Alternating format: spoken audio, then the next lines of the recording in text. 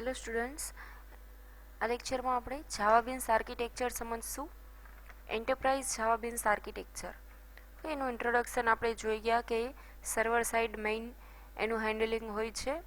તેનું આર્કિટેક્ચરમાં પણ જે સર્વર છે એ મેઇન વસ્તુ બનીને રહેશે. કે enterprise JavaBeans specially defines a server component model and specifies how to create server-side scalable, transactional and multi-user and secure enterprise level components. અહીંયા એક જે એપ્લિકેશન જેવા ટાઈપની તમે બનાવી શકો છો એના અહીંયા નામ આપેલા છે કે આ રીતની તમે એપ્લિકેશન્સ અને એના કમ્પોનન્ટ્સ તમે બનાવી શકશો. કેવી રીતે બનાવી શકશો એનું આર્કિટેક્ચર સમજાવશે. EJB can be deployed on top of existing transaction processing systems including traditional transaction processing monitors, web, database and application servers. જેવી રીતે આપણે બીજા બધાના આર્કિટેક્ચર્સ જોયા એ જ રીતે સેમ આનું આર્કિટેક્ચર છે અને આ બધી વસ્તુ તમને ઓટોમેટિકલી પ્રોવાઈડ કરશે. હવે અહીંયા તમે સૌથી પહેલાં જોઈ શકો છો કે ક્લાયન્ટનું અહીંયા વર્ક કેટલું છે અને સર્વરનું વર્ક કેટલું છે. ઓકે, બીકોઝ આ ઓલમોસ્ટ સર્વર સાઇડ હેન્ડલિંગ થાય છે એટલા માટે એના આર્કિટેક્ચરમાં સર્વર સાઇડ બધા કમ્પોનન્ટ્સ વધારે હશે. હવે ક્લાયન્ટ જસ્ટ શું કરશે, EJB ક્લાયન્ટ એ ક્રિએટ કરવા માટે ખાલી કમાન્ડ મોકલશે કે મારે આ રીતનું એપ્લિકેશન જોઈએ છે, એ જસ્ટ કમાન્ડ મોકલશે. હવે જ્યારે કમાન્ડ મોકલશે ત્યારે એનો ઇન્ટરફેસ ક્રિએટ થશે.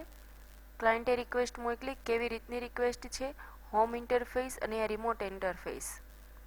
ઓકે, જો તમારે સિમ્પલ એપ્લિકેશન યુઝ કરવી છે તો આનો એ ઓબ્જેક્ટ બનાવશે અને જો તમારે રિમોટલી કોઈ એપ્લિકેશન એક્સેસ કરવી છે તો એને ઇન્વોક કરશે.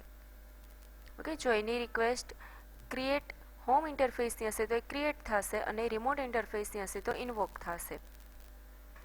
હવે અહીંયાથી હોમ ઇન્ટરફેસ જનરેટ થઈ ગયું તો એના માટે ઓબ્જેક્ટ પણ કેવો બનશે, હોમ. જ્યારે આ રિમોટલી ઇન્ટરફેસ હતું તો એના માટે ઓબ્જેક્ટ બનશે EJB ઓબ્જેક્ટ.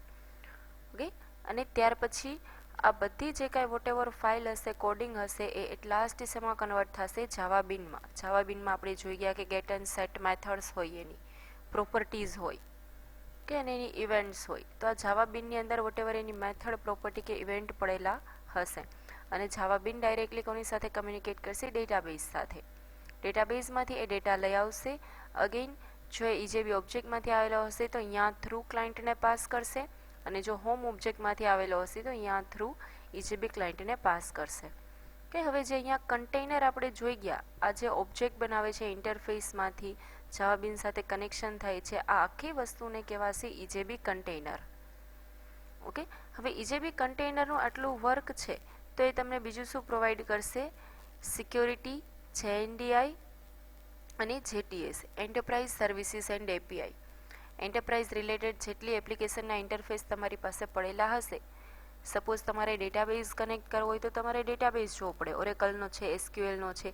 એ જ રીતે અહીંયા તમારે એન્ટરપ્રાઇઝની એપ્લિકેશન્સ જોવી છે તો એ અહીંયા ચેક કરશે, સિક્યોરિટી રિલેટેડ છે કે બીજી કોઈ રિલેટેડ છે, તો એના અંડર પણ એ વર્ક બધું આવી જશે EJB કન્ટેનરના અંડર.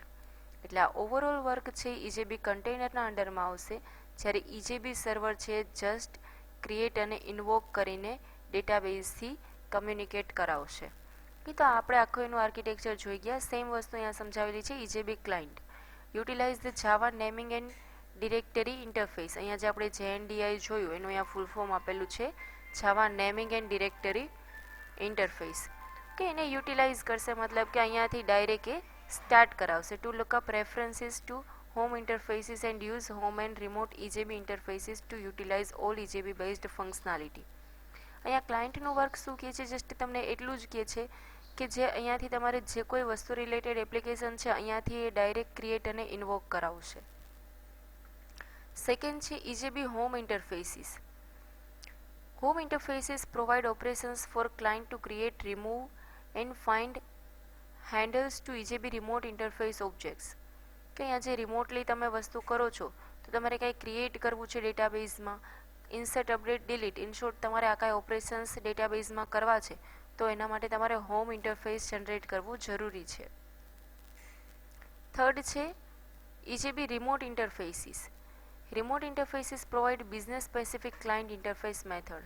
જો તમારી પોતાની એપ્લિકેશન છે તો એ તમને હોમ ઇન્ટરફેસીસ જનરેટ કરી દેશે, અને જો તમારી રિમોટ એપ્લિકેશન્સ છે તો એના માટે તમારે બિઝનેસ એપ્લિકેશન્સ છે તો એના માટે તમને રિમોટ ઇન્ટરફેસ જનરેટ કરી દેશે. ફોર્થ છે EJB implementations. Implementation are the actual EJB application. અહીંયા જે આપણે ઇજેબી સર્વર જોઈ ગયા એનું અહીંયા ડિસ્ક્રિપ્શન આપેલું છે. એકચ્યુઅલ ઇમ્પ્લિમેન્ટેશન કેવી રીતે થાય છે. Components implemented by developers to provide any application specific business method invocation, creation, removal, finding, activation, passivation, database storage and database loading logic. In short, અહીંયા જેટલી વસ્તુ તમને ડેટાબેઝ રિલેટેડ કરવી છે આ બધી વસ્તુ તમને અહીંયા પ્રોવાઈડ કરશે. ઇન્સર્ટ અપડેટ ડિલીટ કરવું છે કે કોઈ ક્લાયન્ટ છે એના પાસેથી તમારે એક્સ્ટ્રા સ્ટોરેજ લેવું છે, ડેટાબેઝ ઉપર તમારે કાંઈ લોજિક ઇમ્પ્લિમેન્ટ અલગથી કરવું છે. ફિફ્થ છે કન્ટેનર ઇજેબી ઇમ્પ્લિમેન્ટેશન્સ છે. ઇજેબી કન્ટેનર એને અંદરનું જે આ વર્ક હતું ઇજેબી કન્ટેનર કે એનું અહીંયા ડિસ્ક્રિપ્શન્સ છે. Skeletons and delegates. Container manages the distributed communications. જે ડિસ્ટ્રીબ્યુટેડ તમારી એપ્લિકેશન્સ બનાવો છો એ ડિસ્ટ્રીબ્યુટેડ બનાવવા માટે ઇજેબી કન્ટેનરનો મેઇન યુઝ થશે. Data sent to and from the client. જો ક્લાયન્ટને તમારે ડેટા સેન્ડ કરવો છે કે અહીંયાથી તમારે ફેચ કરવો છે તો એના માટે મેઇન જરૂર પડશે ઇજેબી container. Containers may also store EJB implementation instances in a pool and use delegates to perform any service management operations related to particular EJB before calls are delegated to the EJB implementation instance. અહીંયા એ જ વસ્તુ કહે છે કે અહીંયા તમારે બીજા કોઈ ઇન્સ્ટન્સ જનરેટ કરે એના પહેલાં ઇજેબી કન્ટેનરમાં પાસ ઓન થવું જરૂરી છે, પછી જ તમે ડેટાબેઝમાં પહોંચી શકશો. ઇન શોર્ટ અહીંયા આર્કિટેક્ચરમાં એટલી વસ્તુ સમજવાની છે કે જો ઇજેબી ક્લાયન્ટ હશે એની પોતાની એપ્લિકેશન સર્વર ઉપર રન કરાવતું હશે તો એ હોમ ઇન્ટરફેસ ક્રિએટ કરીને એ ડેટાબેઝ સાથે કમ્યુનિકેશન કરશે, અને જો એ રિમોટલી કોઈ બિઝનેસ મેથડ બિઝનેસ એપ્લિકેશન્સ એને જોતી હશે તો એ રિમોટ ઇન્ટરફેસ ઇન્વોક કરશે. ઓકે, અને જે ટાઈપની એની એપ્લિકેશન્સ છે એ ટાઈપના એના ઓબ્જેક્ટ બનાવશે. જો JNDIનો યુઝ કરવો છે તો એ ટાઈપના એના ઓબ્જેક્ટ્સ બનાવશે કે એટલે ઇન શોર્ટ આ રીતે એનું આર્કિટેક્ચર અહીંયા કમ્પ્લીટ થાય છે 5 કમ્પોનન્ટ્સથી. હવે આર્કિટેક્ચર ઉપરથી જે ઇજેબી છે એના એડવાન્ટેજીસ અને ડિસએડવાન્ટેજીસ કીધા છે. Enterprise beans simplify the development of large distributed applications. જ્યારે તમારે કોઈ મોટી અને ડિસ્ટ્રીબ્યુટેડ એપ્લિકેશન્સ એક કરતાં વધારે ક્લાયન્ટ યુઝ કરી શકે એવી જો એપ્લિકેશન્સ તમારે બનાવી છે તો એના માટે બેનિફિટ રહેશે. Because first EJB container provide system level services to enterprise beans. Developer can concentrate on solving business problems. Because અહીંયા જે કોડિંગનો પાર્ટ છે એ ઇજેબી હેન્ડલ કરી લેશે અને જે ડેવલપર છે એના પાસે ખાલી બિઝનેસના પ્રોબ્લેમ્સ હશે એ જ સોલ્વ કરવાના રહેશે. કે ઇજેબી છે ઓટોમેટિક ઘણા બધા તમને કોડિંગ કરીને આપશે. EJB container is responsible for system level services such as transaction management and security authorization. Coding તમને ઓટોમેટિક આપશે અને એનું કન્ટેનર મીન્સ એના માટે રિસ્પોન્સિબલ બનશે કે ટ્રાન્ઝેક્શન સિક્યોરલી થાય છે કે નહીં. Second, because the beans rather than the client contain the application's business logic, client developer can focus on presentation of the client. business logic છે એ EJB હેન્ડલ કરી લેશે તો સેકન્ડ ક્લાયન્ટ ડેવલપર ઉપર ફોકસ કરવાનું કે એને પ્રેઝન્ટેશન કેવું દેવાનું છે ક્લાયન્ટને એ જ વર્ક ખાલી ડેવલપરનું રહેશે. Third, because enterprise beans are portable components. એવું નથી કે તમે આ પીસીમાં ક્રિએટ કર્યું તો એ બીજા પીસીમાં રન ન કરી શકો, ઇઝી છે બિકોઝ પોર્ટેબલ છે. Assembler can build new applications from existing beans. જે એના એસેમ્બલર્સ મીન્સ કે ઇન શોર્ટ આપણે કહીએ કે કમ્પાઇલર કે જે ટ્રાન્સલેટ કરીને આપે, ઓકે, એ એના માટે જે તમારા બીન્સ બનાવેલા પડ્યા છે એ તમને ટ્રાન્સલેટ કરીને એમાં પણ આપી દેશે. અધર એડવાન્ટેજીસ આપેલા છે સિમ્પ્લિસિટી, પોર્ટેબિલિટી, કોડનો રીયુઝ પણ તમે કરી શકો છો કમ્પોનન્ટનો, ability to build complex applications, separation of business logic from presentation logic.